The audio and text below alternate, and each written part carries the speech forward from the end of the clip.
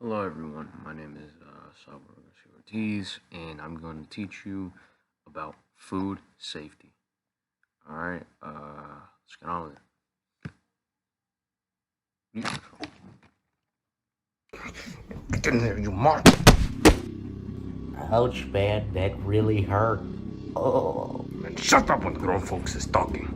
Hello viewers, I'm Wario de la Cruz, and I'm here to teach you about the food safety.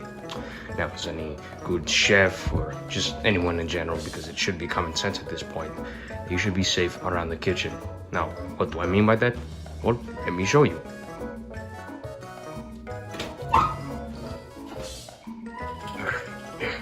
Now, food safety to you should mean a lot. Now, food safety basically means that you should be helping in making sure that the consumer's health is okay. It is in tip-top shape.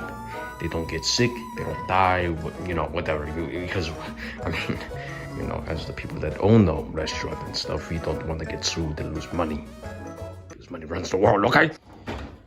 Sorry, I lost my cool there. Now, as you may know, most people that get a foodborne illness never really go to the doctor about it. Now, why is that? Well, unless they're bleeding, have a bone sticking out of their arm, throwing up blood, or coughing up, throw up, I mean, if none of that is going on, you're not going to go to the hospital. I mean, most of you should know what I mean by that. So let's go down with the fundamentals. So the first thing you pretty much want to do before you do anything, wash your hands. I cannot stress it enough. If you do not wash your hands, if you are too lazy to do it, just stay home, okay? Just stay home. Quit. Retire, all right? Nobody wants that in their life, all right? I'm not trying to get sick because some bozo didn't want to do little things, the bare minimum, okay? Can't stress it enough. All right, so let us do an example of food safety, okay? So follow my lead, you'll understand exactly where this is going.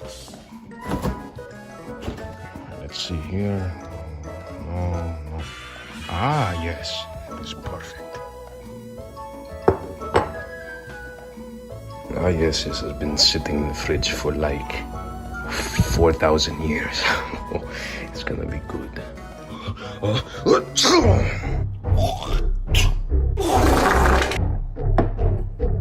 Bon apple teeth.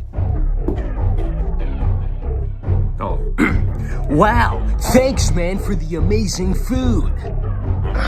Little does he know of everything that I just did to it. What? What is that, little man? See, now, had I been a manager, a person in charge, whatever you want to call it, I'd be losing my job. I'd get sued out of my mind. I'd have to pay a bunch of medical bills, whatever that means. All that. But guess what? I'm none of those things. This isn't a restaurant. I don't even know how that guy got even in my house, man. I'm actually kind of scared right now, man. But on a serious note, we do have to make sure that our customers, our employees, are good. You also don't want to have an employee walk in sick and then, you do something stupid like tell them to keep, working, let's say, they're making submarine sandwiches and then they got throw up on their apron, then you'd still tell them to work or else they're fired. I mean, who would do such a thing? It's terrible. Oh. So kids, moral of the story is, just don't be stupid. Use common sense. Don't go into work sick. Don't get people sick. Make sure, you're handling your food well. Make sure it comes from a reliable source and doesn't come from, I don't know, somebody suspicious that, puts their fecal matter on their food. Oh, that's disgusting. And make sure, no drugs get on it, like, LSD in your steak or some crack in your pancakes, whatever. And also make sure all your food is cooked. Use a thermometer if you have to, because honestly, it's better safe than to be sorry in the end. So I'll leave this question up for all of you. How important is food safety to you? Good night, everybody. I said good night.